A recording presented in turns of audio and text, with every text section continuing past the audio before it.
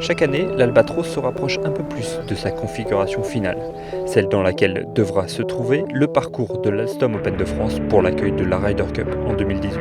Pour la 97e édition du plus vieil Open continental, le tracé du golf national, à Guyancourt, est tout simplement splendide. Unanime sur la qualité et la difficulté du parcours, les joueurs sont plus partagés sur le score du futur vainqueur. Ça va se gagner entre -5 et -12, quelque chose comme ça.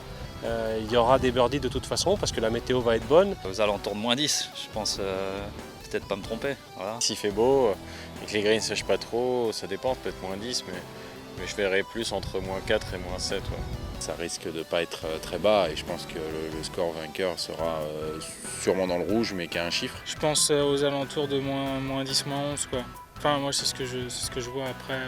Plus bas, ça sera vraiment belle perf quoi. Même si le baromètre semble bloqué sur variable, le moral des 22 Français est au beau fixe, à l'image de Jean-Baptiste Gonnet, brillant lors de son retour de blessure en Irlande la semaine dernière. Ça va bien, j'ai de bonnes sensations, j'ai plus mal à la jambe, que dire de mieux, c'est de la balle quoi.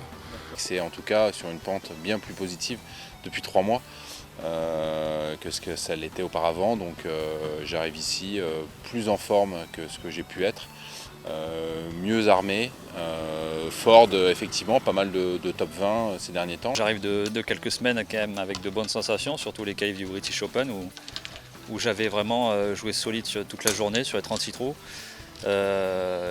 Donc vraiment hâte d'attaquer dès jeudi, dès demain. C'est 3 beaux tournois qui suivent.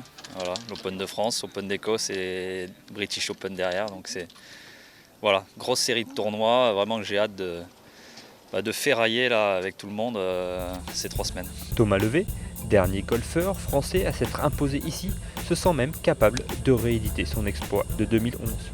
Ah oui, tout à fait, c'est possible. Vous savez, sur un parcours aussi difficile que ça, le joueur qui va trouver le feeling, le bon rythme, risque de s'imposer. Et ce qui s'était passé avec moi en 2011, le parcours est tellement compliqué que, vous savez, tous les joueurs auront du mal de toute façon ici sur l'Albatros. Donc il faut être le chanceux qui va faire peut-être la différence sur quelques trous. Grand espoir de la nouvelle génération, Victor Dubuisson est un peu plus mesuré sur ses chances.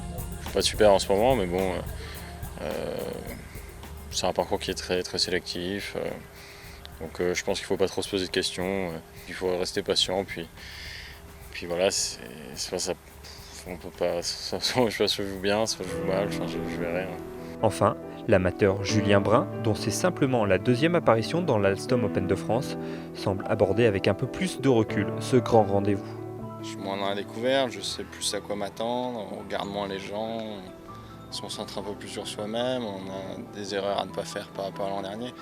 C'est sûr que c'est une configuration différente, après ça reste un tournoi très compliqué et je reste un amateur, donc après on verra ce qui se passe.